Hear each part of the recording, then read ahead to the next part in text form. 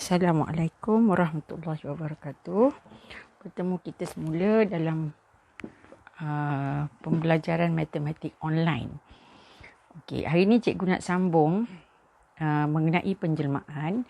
Cikgu dah tunjukkan dalam video sebelum ni apa yang dimaksudkan dengan 3 proses penjelmaan, iaitu translasi, pantulan, putaran dan pembesaran. Dan cikgu percaya kamu boleh faham dengan video tersebut.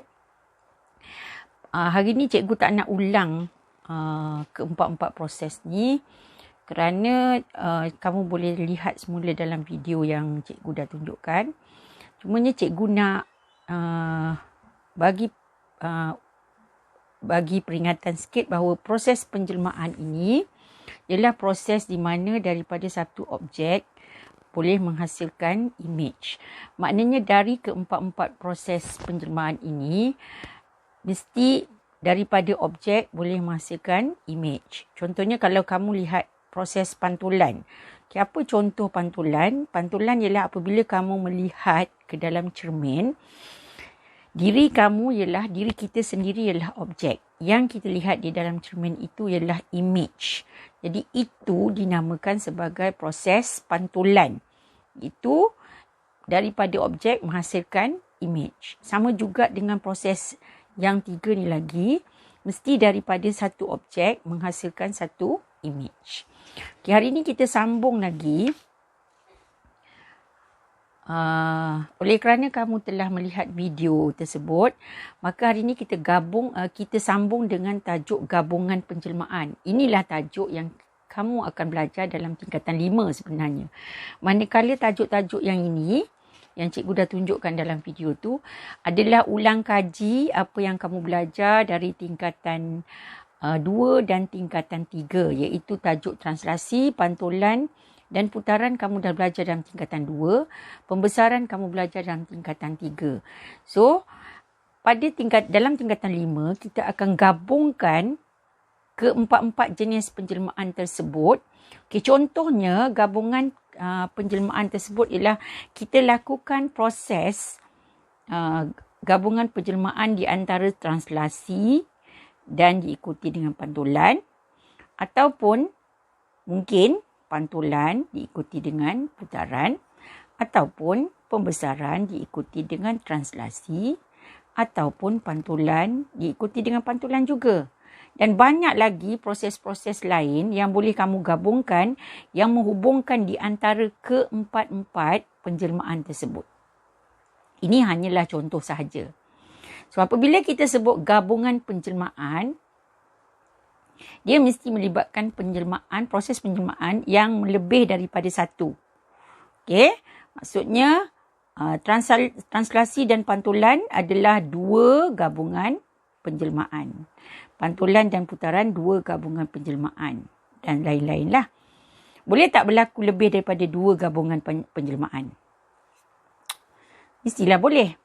Tapi dalam tingkatan 5, kita hanya gabungkan 2 sahaja penjelmaan. Itu pun dah pening kepala. Kalau gabungkan 3, 4, 5, lagi lingkup. Okay, jadi kita fokus kepada 2 sahaja penjelmaan. So, hari ni cikgu tunjukkan bagaimana kita nak lakukan proses gabungan penjelmaan tersebut.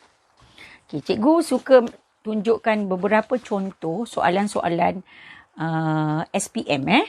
Ini dia beberapa contoh soalan SPM.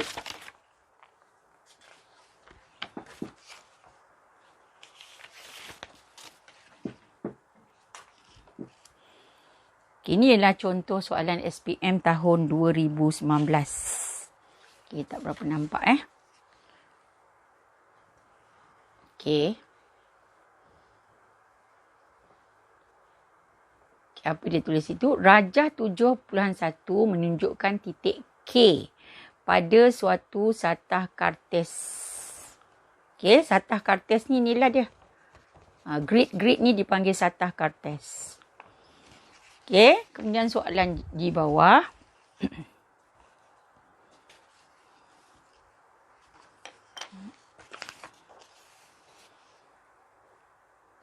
Diterangkan di bawah itu ialah penjelmaan P ialah satu pantulan pada garis Y sama dengan 1.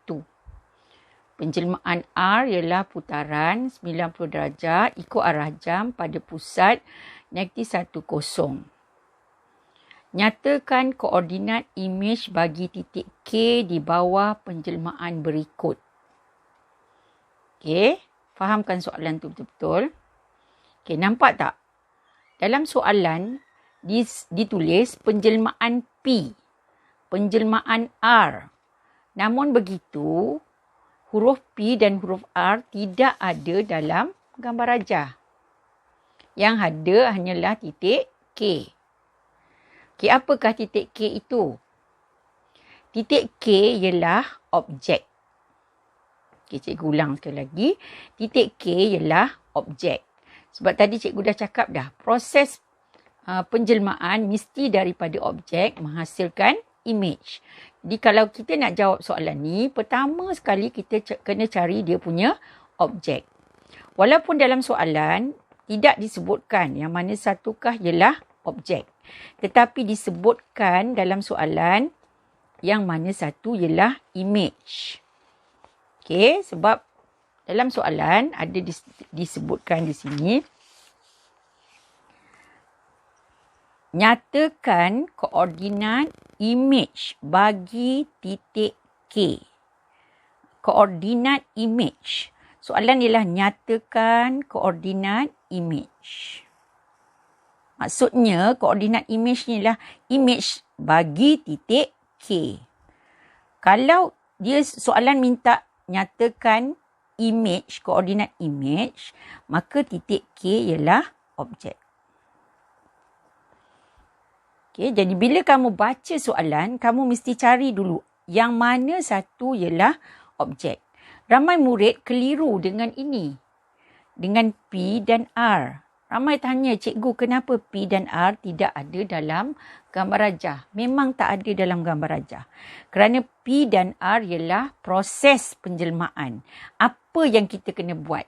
Sedangkan K ialah objek. Objek mesti ada dalam gambar rajah.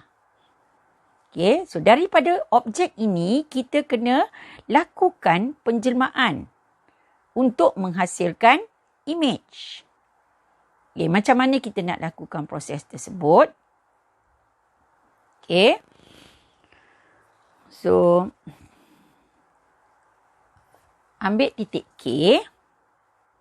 Okay, soalannya ialah nyatakan koordinat imej bagi titik K di bawah penjelmaan P. Kita jawab soalan satu dulu. Okay, apakah penjelmaan P? Okay, P ialah pantulan pada garis Y sama dengan 1.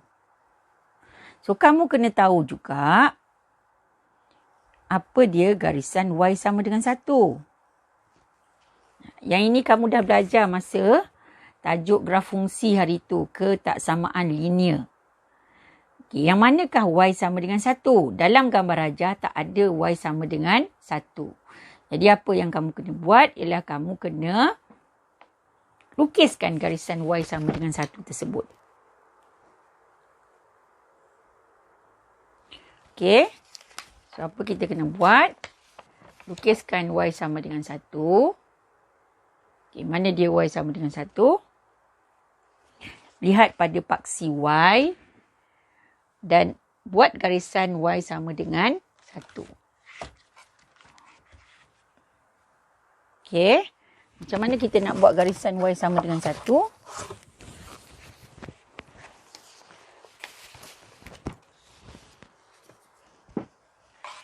Okey.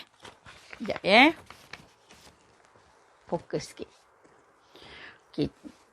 Pergi dekat paksi Y. Cari nombor 1. Okay, mana dia nombor 1? Ini nombor 1. So, garisan Y sama dengan 1 yang melalui titik Y sama dengan 1 ni lah. So, buat garisan. Ini adalah Y sama dengan 1.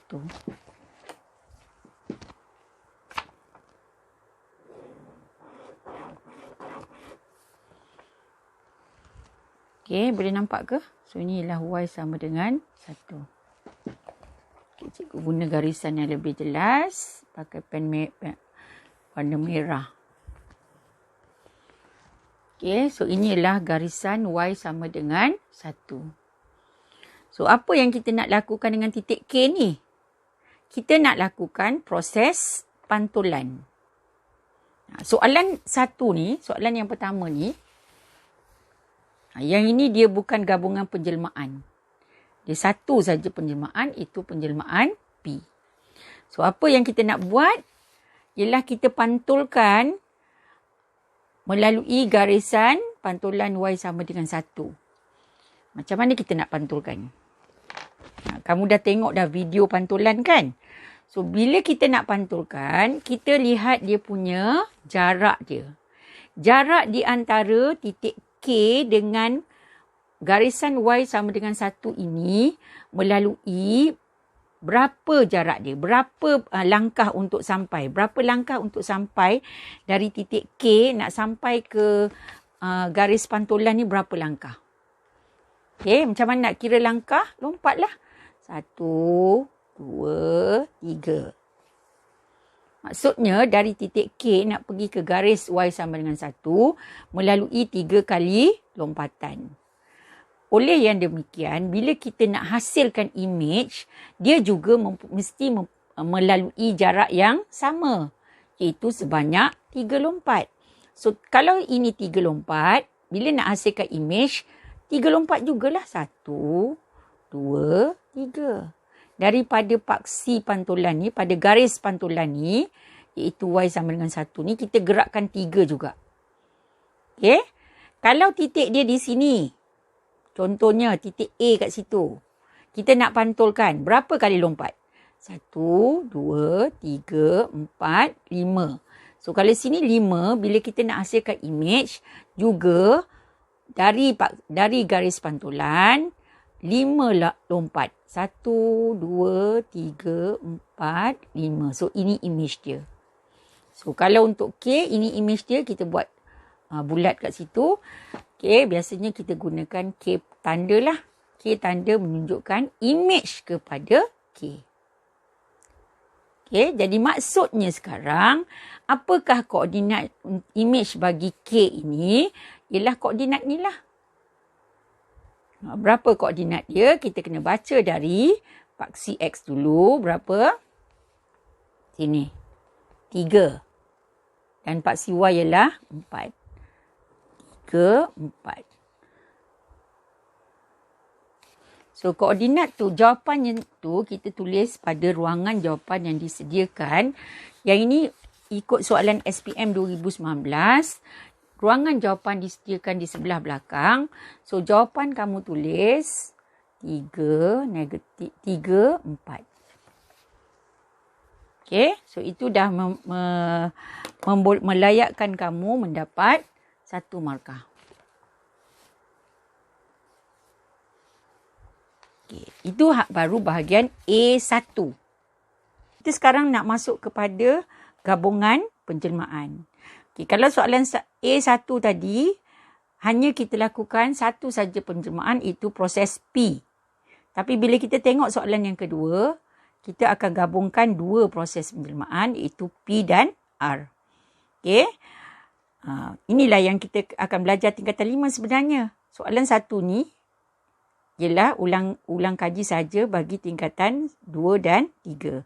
So, naik tingkatan 5, kita akan gabungkan 2 proses ini, dua penjelmaan itu, iaitu P dan R. Okay, apa itu P? Baca balik soalan. P ialah pantulan pada garis Y sama dengan 1, manakala R ialah putaran 90 darjah ikut arah jam pada pusat negatif 1, 0. Jadi, kita kena gabungkan P dan R. Okey, P dan R ni, kalau kamu tengok simbol-simbol P dan R ni bukan semestinya pantulan tu kita guna huruf P, tak ada. Ataupun putaran huruf R. Bergantung pada soalan. Dalam kes ini, pantulan digunakan huruf P. Putaran digunakan huruf R. Nanti kalau dalam soalan lain, mungkin dia akan gunakan huruf-huruf yang lain. Okey? Okey. So, sekarang kita nak kena balik semula kepada titik K. Kenapa nak mula balik titik K? Kerana kita nak buat proses yang baru, iaitu proses P dan proses R. Apa itu P? P ialah pantulan. Apa itu R? R ialah putaran. Tapi sekarang cikgu nak tanya. Nak buat P dulu atau buat R dulu? Okay, so dalam gabungan penjelmaan ini kita ada sistem di mana kita akan lakukan proses yang sebelah kanan dulu. Antara P dan R yang mana berada di sebelah kanan?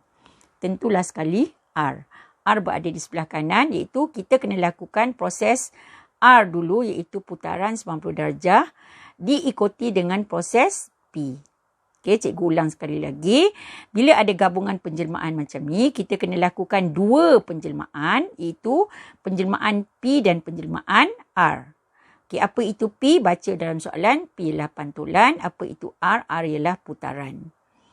Okey, kita nak perlu buat yang mana satu ataupun kita boleh buat mana-mana suka hati kita? Tak boleh. Kita ada sistem apabila ada dua gabungan penjelmaan ke ataupun ada 3, ada 4, ada 5, kita mesti lakukan proses yang sebelah kanan dahulu. Okey, apakah yang sebelah kanan? Yang sebelah kanan ialah R. Okey, apa itu R? R ialah putaran 90 darjah ikut arah jam. Selepas kita lakukan putaran 90 darjah, barulah kita lakukan proses P. Okey, cikgu tunjukkan macam mana gabungan penjelmaan itu berlaku. Okey, kita akan lakukan, kita akan mulakan dengan, cikgu dah sebut hari tadi kan, kalau penjelmaan mesti ada objek. Okey, apakah objek kita? Objek kita balik semula kepada titik K. Soalan yang kedua ni, dia tak ada kaitan dengan soalan yang pertama. Soalan pertama tadi kita dah dapat jawapan dah dapat 1 markah dah. Okay, so kita tinggalkan saja soalan tu. Sekarang kita nak masuk kepada soalan yang kedua. Soalan kedua, kita kena back semula kepada titik K. Okay, mana dia titik K tadi? Okay, ni dia titik K. Okay, oleh kerana cikgu ni dah pakai pen, cikgu tak boleh padam. Tapi kalau kamu guna kertas dan kamu gunakan pensel, so kamu boleh padam supaya tak berserabut. Okey, kita balik semula kepada titik K. Titik K, kita nak lakukan proses R. Okey, apa itu R? R ialah putaran 90 darjah ikut arah jam pada pusat negatif 1, 0. Jadi kalau kita nak buat putaran, mesti ada pusat. Jadi tandakan pusat dulu. Okay, langkah pertama, tandakan pusat dulu. Pusat ialah negatif 1, 0. Okey, mana dia negatif 1, 0? Okey, cikgu tandakan negatif 1, 0 kat sini. Ini pusat dia. Nampak? Okey, ini pusat dia negatif 1, 0. Okey, yang cikgu warnakan warna hitam pakai pensel ni. Okay, kalau ada pen warna merah, lebih jelas kat situ. Sekejap, cikgu cari pen.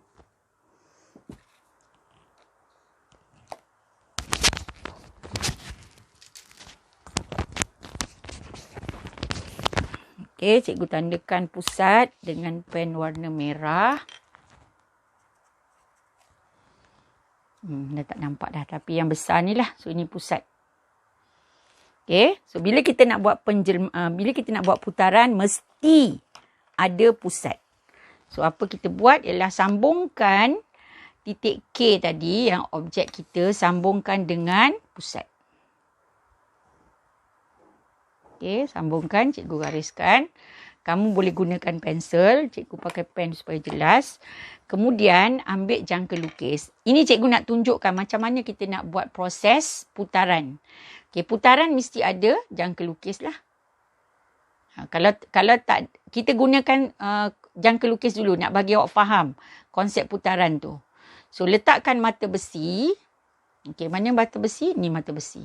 Mata besi ni kita letakkan pada pusat. Sebab bila kita letak mata besi kat pusat, dia tak bergerak lah. Pusat mesti tak bergerak. Okay, so letakkan mata besi pada pusat. Okay. Pensel letakkan pada titik K. Kenapa? Sebab K ni ialah objek. Objek ni kita nak kena gerakkan supaya hasilkan image. Okey. So sekarang balik semula kepada soalan. Okey, kena selalu tengok soalan. Soalan ialah apa dia? Putaran 90 darjah ikut arah jam. Macam mana ikut arah jam?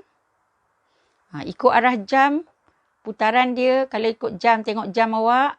Okay, putaran macam ni ikut arah jam. Okay, berputar macam ni.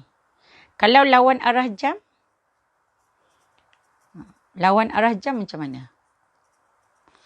Lawan arah jam, putaran dia macam ni. Ni lawan arah jam. Kalau ikut arah jam, putaran dia macam ni. Okay. So, apa kita lakukan ialah ambil mata besi, letakkan pada pusat. Pensel letakkan pada huruf K, pada objek. Soalan tadi ikut arah jam kan? So, kalau ikut arah jam, dia kena gerak macam ni lah. Yang kelukis pun dah bergerak-gerak.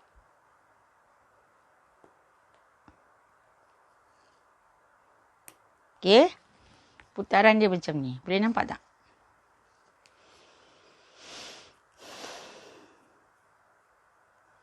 Okay. Lepas tu, putaran 90 darjah. Sudut dia mesti 90 darjah lah. Okay. Cikgu lukis sekali lagi. Putaran 90 darjah.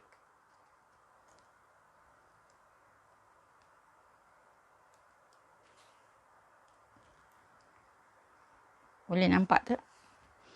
Okay, macam mana kita nak tentukan pula sudut 90 darjah?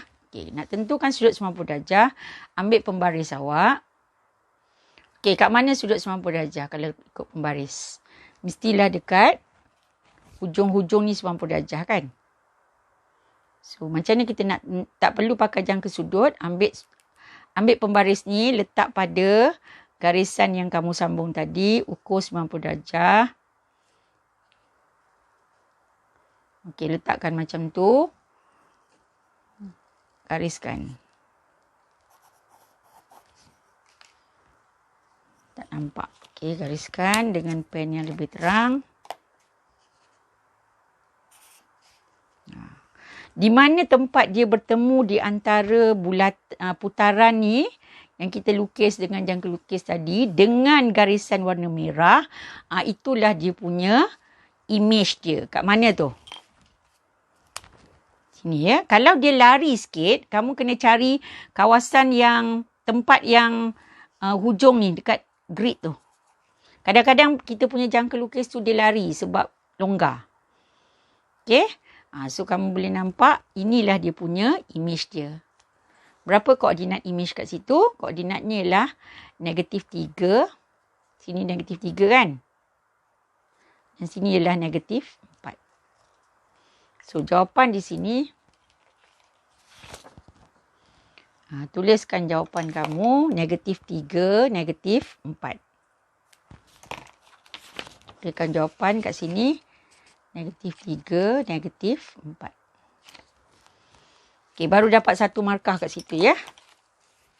Baru dapat 1 markah kat situ. Okey. Adakah kita dah selesai jawapan kita ni? Belum lagi. Kenapa belum? Sebab tadi ingat tak? Kita kan kata nak buat gabungan penjelmaan kan? Jadi kita kena sambung. Tadi kita baru buat apa dia? Tadi kita baru buat penjelmaan R. So kita kena sambung pula buat penjelmaan P pula. Daripada titik yang kita dah hasilkan tadi ni, -3, -4, kena sambung penjelmaan P. Okey, apa itu penjelmaan P? Balik semula baca soalan. Penjelmaan P ialah pantulan pada garis Y sama dengan 1. Okey, jadi daripada titik yang terhasil ini, -3, 4 ni, -3, -4, kita kena pantulkan pada garisan Y sama dengan 1. Okey, so kita ingat balik macam mana nak lakukan pantulan. Tadi cikgu dah sebut, pantulan ialah kita gerakkan berapa langkah. Okey, so kita gerakkan, ambil pensel awak, gerakkan 1, 2, 3, 4, 5. Okey, 5 langkah untuk sampai kepada garis Y sama dengan 1. So, untuk melakukan pantulan, juga kita kena gerakkan 5 lagi langkah daripada garis Y sama dengan 1. Okay, 1, 2, 3, 4, So, ini dia punya image yang kedua. Tadi kita dapat image yang pertama. Okay, image yang pertama ni kita namakan K prime, K tanda. Lepas tu bila kita gerak lagi 5 untuk proses pantulan, ini kita hasilkan image yang kedua. K tanda 2 kali lah sebab ini ialah image yang kedua. So, apa jawapan kita? Jawapan kita baca pada paksi X dulu. Negatif 3, 6. Negatif 3, 6. Tuliskan jawapan di sini. Okey, buat arrow. Negatif 3, 6. So, ini boleh melayakkan kamu mendapat satu lagi markah. 2 markah kat sini. Okey, so untuk tajuk ini, untuk soalan ni dah habis dah. Cikgu akan bagi kamu beberapa soalan. Agak sukar sikit nak buat soalan sebab kamu mungkin kena print ataupun kena sebab nak kena lukis. Okey. Kalau nak rujuk kepada buku latihan ni macam sekejap cikgu tengok buku latihan ni boleh juga kamu buat. Tapi soalan dia agak lain sikit.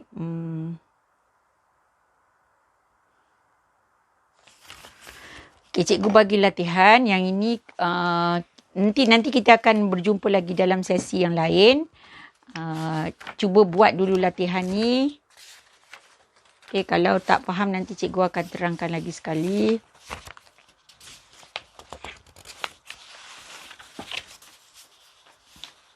Okay, ini latihan yang berikutnya.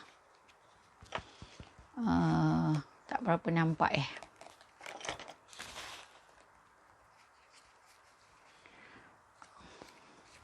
Okay, tak apa. Latihan ni cikgu akan WhatsAppkan nanti. Okay, so kamu mungkin boleh ataupun siapa yang ada Telegram. Okay, cikgu masukkan dalam Telegram. Mungkin senang sikit untuk diakses. Kalau untuk di print Okay, so kita akan jumpa lagi dalam sesi yang berikutnya. Cikgu faham ramai murid mungkin tak berapa jelas. Tapi it's okay, tak apa. Ini saja kemudahan yang kita ada. So, kita cuba belajar daripada kemudahan yang kita ada ni. Dari masa ke masa, cikgu akan improve sistem yang kita ada ni. Dan cikgu willing nak terima apa-apa sahaja soalan. Mungkin cikgu dah lama sebenarnya tak post soalan tapi it's okay, tak apa. Cikgu akan follow saja apa yang awak tak faham, boleh WhatsApp cikgu secara personal. Okay, terima kasih